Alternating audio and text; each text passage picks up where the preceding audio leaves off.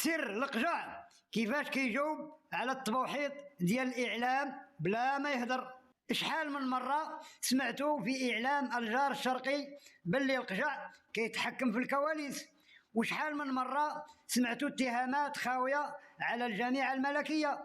خلاصة القول يا الولاد، هاد الناس عايشين في عالم المؤامرة وحنا عايشين في عالم الاحتراف. الاستراتيجية ديال فوزي القجع واضحة وما فيهاش صداع الراس.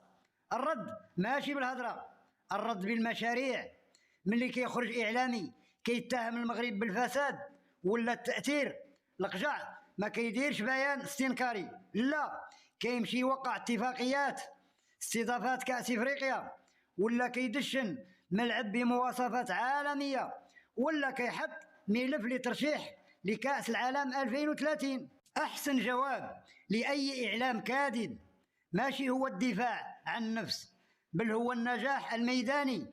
كل ما زاد المغرب خطوة في البنية التحتية والتدبير الريادي، كل ما زاد الفقيس عند اللي ما عنده ما يدير غير الهضرة. القافلة غادة والاحترافية المغربية هي اللي كتكلم. خلاصة الهضرة، الخدمة كتسكت الفم والنتائج كتعمي العين.